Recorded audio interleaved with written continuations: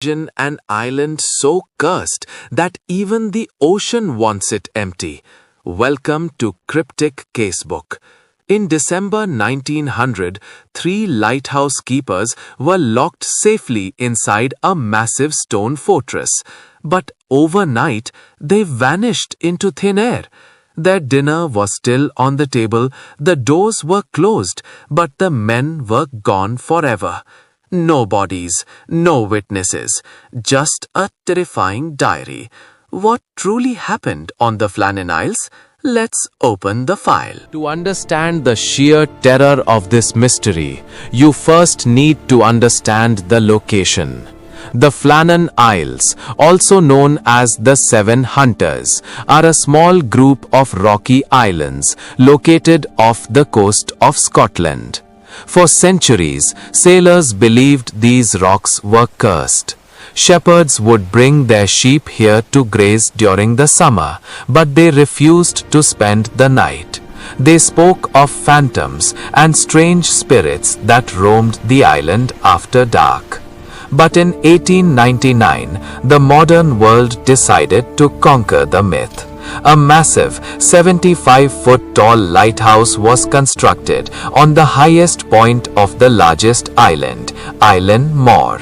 It was a marvel of engineering, built to withstand the most brutal ocean storms. It required 3 men to operate it at all times, with a 4th man rotating in from the mainland every few weeks. On December 26, 1900, the relief ship named the Hesperus finally arrived at the island. The ship was carrying fresh supplies and the relief keeper, Joseph Moore. They were a few days late due to bad weather, but as the ship approached Island More, Captain James Harvey noticed something deeply disturbing. The flag, which was supposed to be flying high to signal that everything was okay, was missing.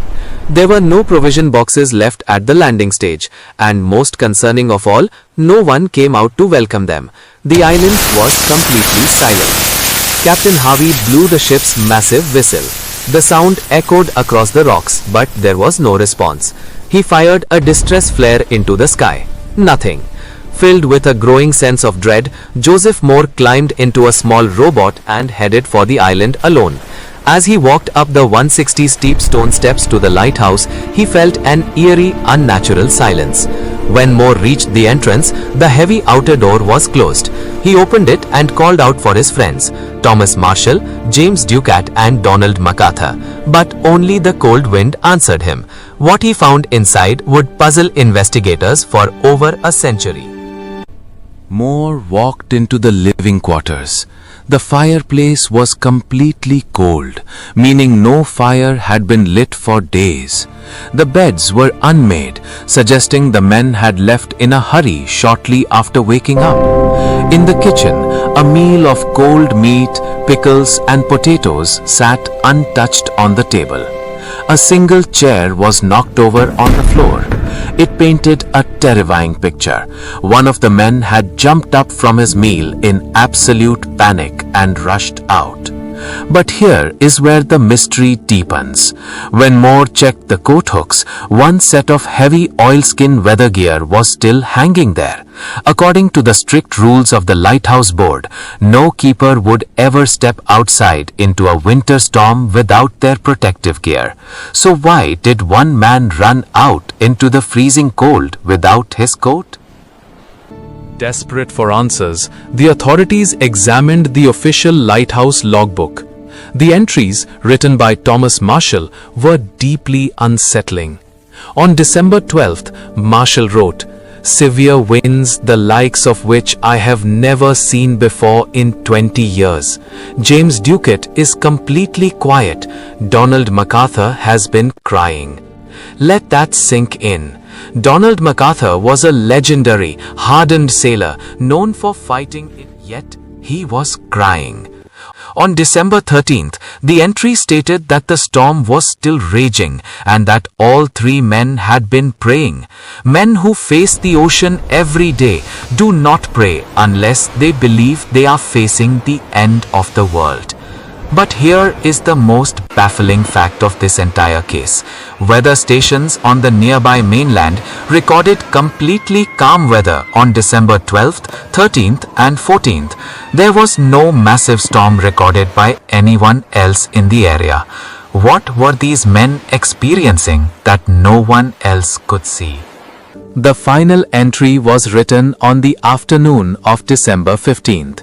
It simply read, "Storm ended, sea calm." After that, the pen was put down and the men vanished. So what really happened? Theory number 1. The rogue wave. The official investigation concluded that 2 men went out to secure some equipment and a freak massive wave swept them away. The third man saw this, panicked, knocked over his chair, ran out without his coat to help them and was also swept away.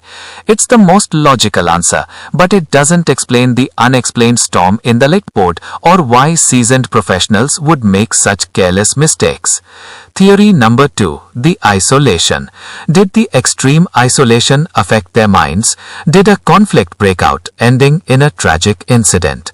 And then there are the local theories. The locals still believe the old legends. They believe the island itself, or the unpredictable ocean, finally claimed the intruders who dared to build on the 700. The ocean never gives back its secrets. 120 years later, the vanishing of these 3 men remains completely unsolved. Was it a freak wave, or did something else find them in the dark? What do you think happened? Drop your theories in the comments below. And if you want more unsolved mysteries, hit that subscribe button. Until next time, stay curious.